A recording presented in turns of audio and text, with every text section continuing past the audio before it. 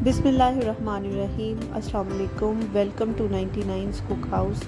आज आपकी खिदमत में लेकर आई हूँ एक मज़ेदार किस्म के सैलड की रेसिपी जो आप लोगों को बहुत पसंद आएगी। इसके लिए ज़रूरी है कि आप रेसिपी को मुकम्मल आखिर तक देखें। यहाँ पे मेरे पास 1 कप उबले हुए चने हैं। वाइट चने मैं इस्तेमाल कर रही हूँ। आप चाहें तो आप इसमें ब्लैक चना भी यूज़ कर सकते हैं। आप कम से कम इंग्रेडिएंट्स में भी ये सैलड बना सकते हैं। चाहें तो आप जितने मर्ज़ी इंग्रेडिएंट्स अपनी चॉइस के मुताबिक इसमें ऐड कर सकते हैं। मेरे चैनल को सब्सक्राइब कर दें और बेल आइकन के बटन को प्रेस कर दें ताकि आइंदा आने वाली रेसिपीज़ आप तक पहुंच सके। तो चलते हैं इसकी रेसिपी की तरफ। यहाँ पे मैंने 1 कप बॉयल वाइट चने लिए हैं और 1 अदद खीरा है, उसको हम छोटे छोटे क्यूब्स में काट लेंगे। आप इसमें वेजिटेबल्स अपनी विल के मुताबिक जितनी मर्ज़ी ऐड कर सकते हैं। अगर आपको कैरेट बहुत पसंद है आप कैरेट इसमें ऐड कर सकते हैं। खीरा आप इसके अंदर लाजमी डालें क्योंकि खीरा जो है वो न्यूट्रिएंट से भरपूर होता है। 90% इसमें वाटर कंटेंट है। विटामिन के इसमें बेशुमार मिक़दार में पाया जाता है जो कि बहुत अच्छा होता है बोन्स की हेल्थ के लिए।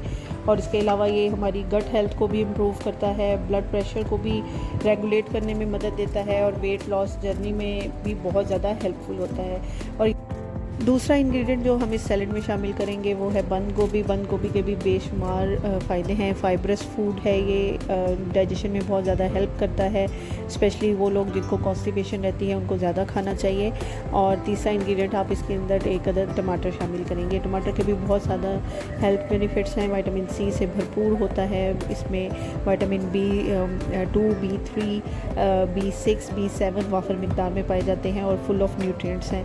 उसके अलावा आप इसके अंदर लेमन जूस शामिल करेंगे। यहाँ पे 2 से 3 अदद लेमन मैंने लिए हैं और उनको हम कट लगा के एक साइड पे रख लेते हैं। और पहले हम तमाम इंग्रेडिएंट्स को इकट्ठा करेंगे, इनको एक बाउल में मिक्स कर लेते हैं। सबसे पहले आपने बॉयल जो चने थे उसके अंदर आप कैबेज शामिल करेंगे।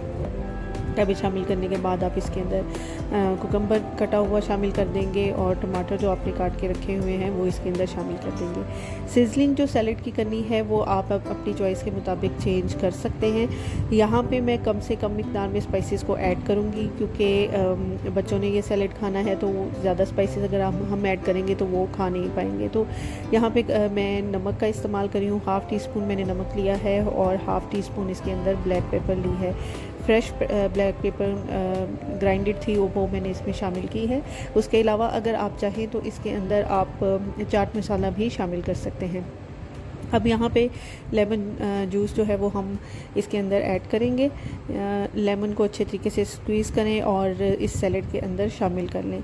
सैलड मुख्तलिफ़ तरीक़ों से बनाए जाते हैं। ये मेरा पर्सनली फ़ेवरेट सैलड है जो मैं अक्सर बना के ख़ुद भी खाती हूँ और बच्चों को भी देती हूँ, इसलिए सोचा कि आपके साथ इसकी रेसिपी को शेयर करूँ।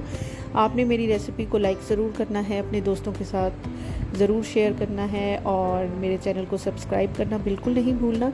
यहाँ पे तमाम इंग्रेडिएंट्स को आप अच्छे तरीके से चम्मच के साथ मिक्स कर लें। आप अगर ऑलिव ऑयल पसंद करते हैं, एक्स्ट्रा वर्जिन ऑलिव ऑयल इसमें थोड़ा सा शामिल कर सकते हैं।